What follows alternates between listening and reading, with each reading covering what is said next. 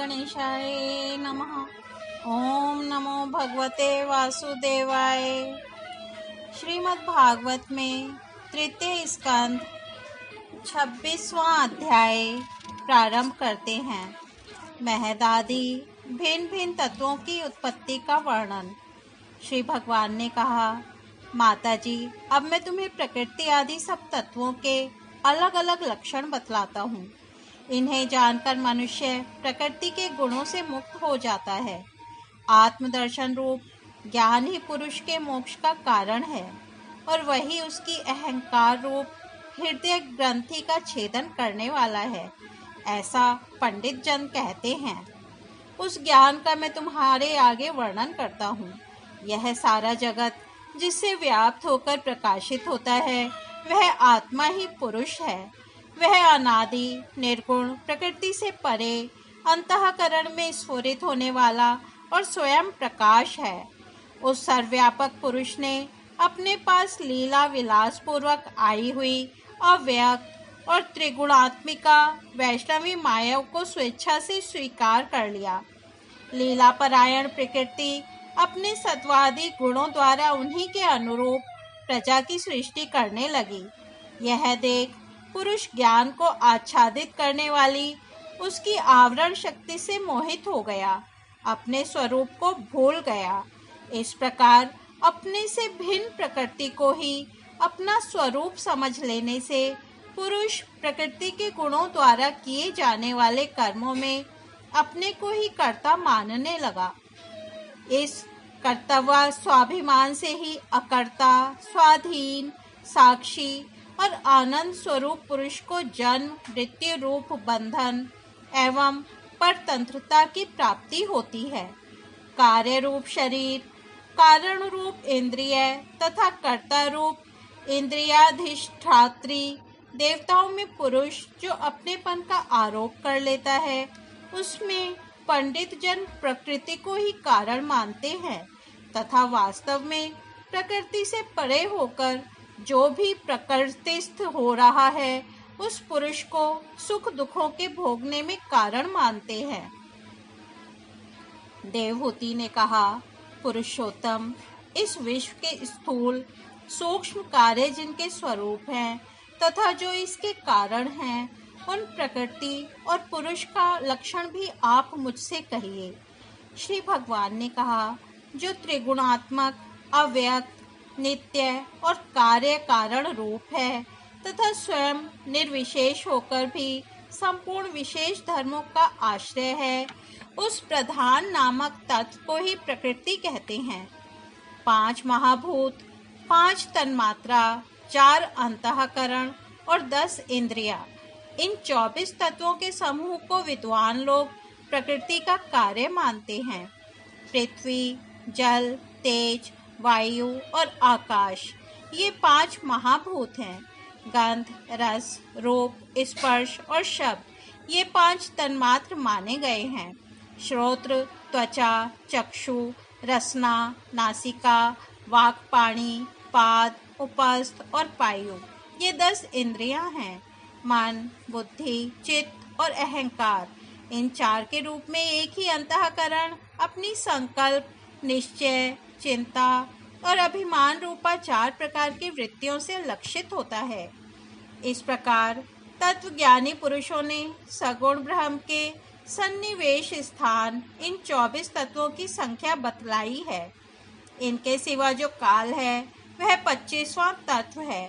कुछ लोग काल को पुरुष से भिन्न तत्व न मानकर पुरुष का प्रभाव अर्थात ईश्वर की संहारकारिणी शक्ति बताते हैं, जिससे माया के कार्य रूप देहादि में आत्म तत्व का अभिमान करके अहंकार से मोहित और अपने को कर्ता मानने वाले जीव को निरंतर भय लगा रहता है। मनुपुत्री, जिनकी प्रेरणा से गुणों की साम्यावस्था रूप निर्विशेष प्रकृति में गति उत्पन्न होती है, वास्तव में वे पुरुष रूप भगवान ही काल कहे जाते हैं।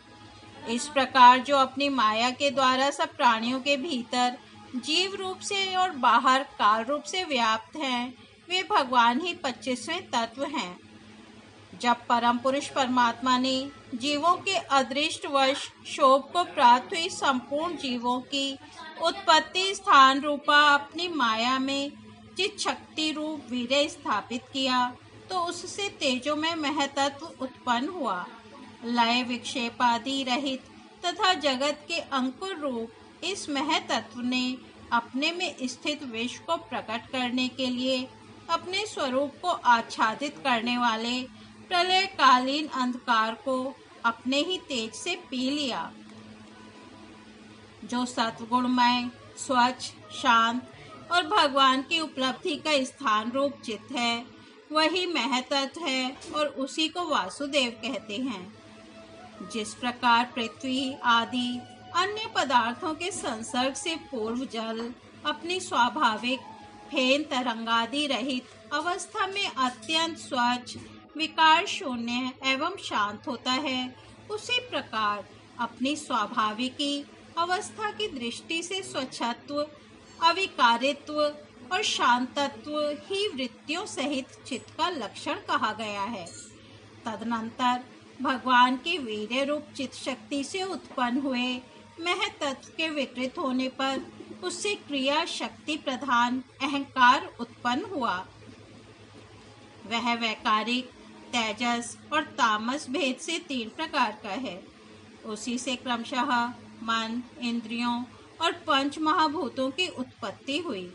इस भूत, इंद्रिय और मन रूप अहंकार को ही पंडित जन साक्षात संकर्षण नामक सहस्त्र सिर वाले अनंत देव कहते हैं।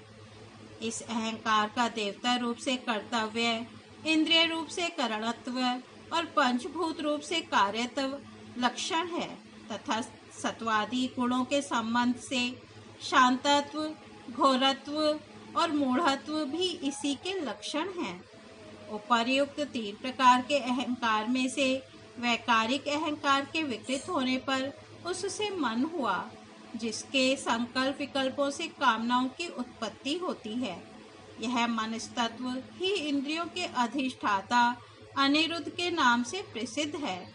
योगी जन शरतकालीन नीलकमल के समान श्याम वर्ण वाले इन अनिरुद्ध जी की शनहि शनहि मन को वशीभूत करके आराधना करते हैं।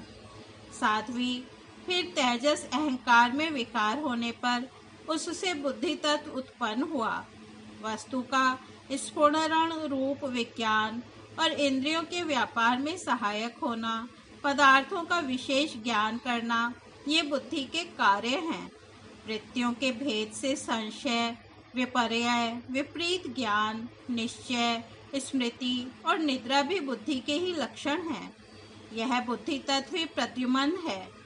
इंद्रियां भी तेजस का अहंकार का ही कार्य हैं। कर्म और ज्ञान के विभाग से उनके कर्मेंद्रिय और ज्ञानेंद्रिय 2 भेद हैं। इनमें कर्म प्राण की शक्ति है और ज्ञान बुद्धि की। आज श्रीमद् भागवत में 3 स्कंद यहीं पे विराम देते हैं। कल इसका शेष पाठ सुनेंगे, तब तक हम यहीं विराम देते हैं। हरि ओम तत्सत।